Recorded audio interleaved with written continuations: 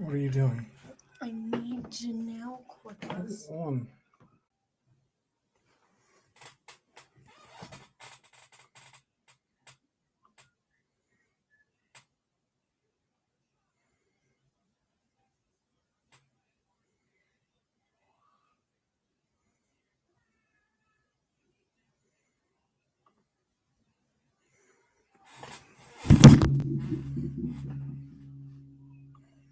Sound check. Sound is on. What's up? What's up? What's up?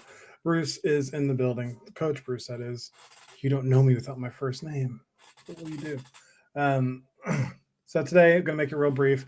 Getting around late tonight because I finished my resume already. That's what I was working on today, and uh, that kind of brought me to talk about something that I struggle with, but also it's not a struggle. It's just something that like I'm bad at it, so I accept that, but I don't let it stop me from progressing. So time estimation. Um, I struggle with time blindness.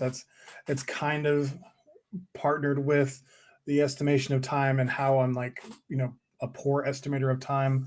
But I talked to my on my stream yesterday about how by the middle of next week I should be done with my resume because I thought it was going to take me a super long time.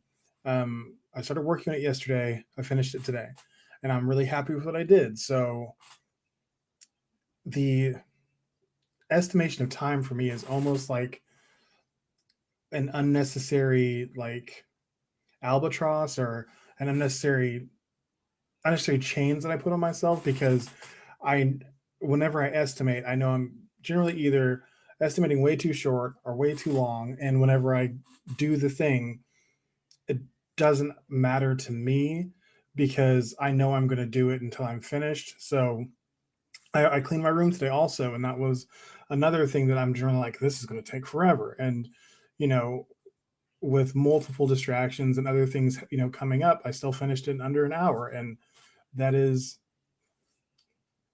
that to me is just indicative that I shouldn't worry so much about how long I think it's going to take.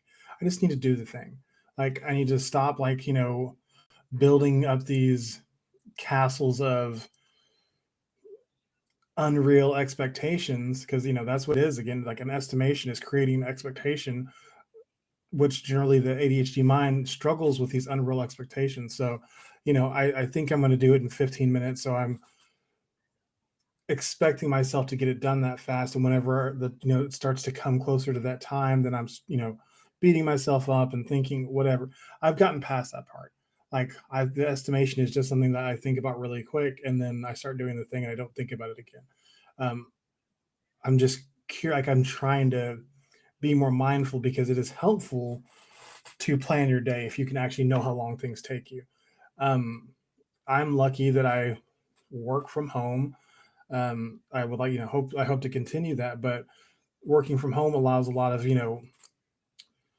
a schedule, but it's a very like loose, pliable schedule. Like I kind of consider my schedule modular in that like there are things I want to get done throughout the day, and I move them around to fit in the things as I get them done. It's like today I wanted to work on my podcast some, so I work on that for a couple hours, and if that couple of hours turns into 4 hours, then okay, I worked on it for 4 hours, but now I don't need to work on it tomorrow. And I, I really don't I try not to be hard on myself for not being strictly adhered to a schedule time wise because I know that I struggle with that. And as much as I try to improve, and I have improved, I don't want to beat myself up and give myself a reason to talk negatively to myself because then that's just going to make it harder for me to continue to grow and progress. I want to just keep getting better and progressing. I want to have uh, those milestones that I'm trying to hit, just so I know whenever I'm progressing. But if I don't hit them, it's not punitive. Non-punitive milestones. That's what I'm looking for, and I encourage those for anybody who struggles with like that negative dialogue with their ADHD is non-punitive milestones. Because if you are setting these milestone markers and you're not hitting them, and you're talking down to yourself and making yourself feel bad, the likelihood of you hitting that milestone in the future is also pretty bad, or any other milestone, because you start to associate milestones with just like a bad thing. Like you just stop wanting to even set goals or set milestones because you know that you often fail them. And when you fail them, you talk poorly to yourself. I don't want to have that problem. So the milestone is something that is it's loose, it's movable, it's a marker. It is not a it's a non-punitive milestone. And like I would say that it's pretty important to be able to note your progress, but I think it's much more important to be able to grow and fail in part of that growth without beating yourself up. So if you're struggling with that dynamic, I would say just don't put estimations or milestones on things for a while. Just try to do them. Just get them done.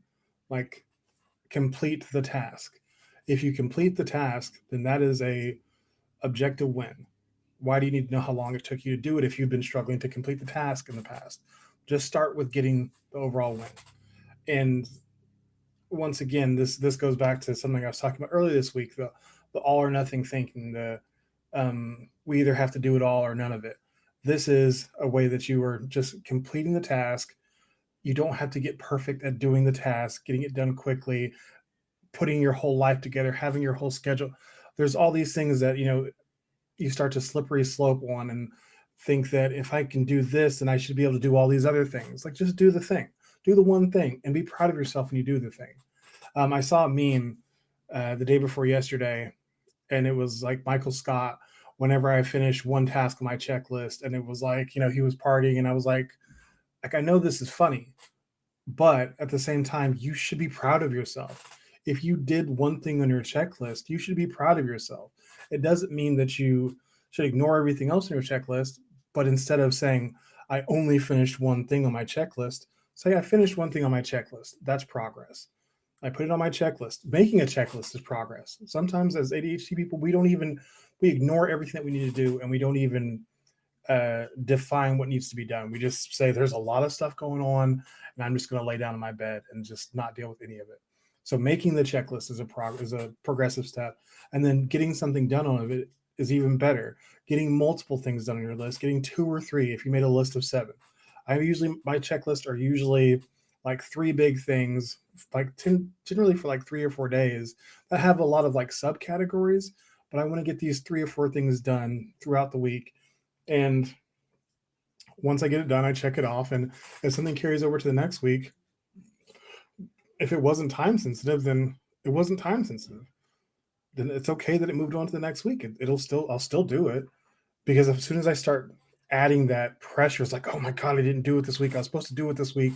I'm creating an, an imaginary problem. If it's a problem, then it's a problem. Like it's an actual problem. But if you're creating the problem in your head, then don't do it. Just do it whenever it is convenient or easier or more manageable for you to do it. Like I think it is really important for ADHD people to like just stop being hard on yourself. Stop expecting you to perform like a neurotypical person. There are days when things that aren't really that hard feel especially hard, and that's okay. It really is okay. Just don't let it become a mentality where because that one day was hard, now you feel like you can never do anything. Because once you feel that way, then you can't do anything because of the feeling, not because of your ability or your potential. That feeling negates your potential. So instead, just live off of what you are actually doing, what you want to get done, and be okay with whichever day that is. And if you're struggling to communicate to other people about that process, you should take my course. The 9 Ways for the ADHD Dad to Radically Improve Communication talks a lot about how you improve, how you tell people you're struggling. It's really, really important to have open communication about your ADHD struggles in order to have people meet you where you're at or not. And if they choose not to, then that's okay as well. But sitting in your shame and guilt and fear isn't making your life any better. Learning to open up and communicate these things to people in a authoritative and thoughtful way is going to change the way that you look at yourself and the way that other people see you. and it is going to make your life a lot better. So you can check that course out. The link is in the bio, and I strongly encourage you look at it, because that is how I got to the place where I was able to speak about my ADHD and the way that I interact with the world with confidence. And I want that for every ADHD person on this earth. So that is it for today. Until tomorrow, be yourself. Have a great night.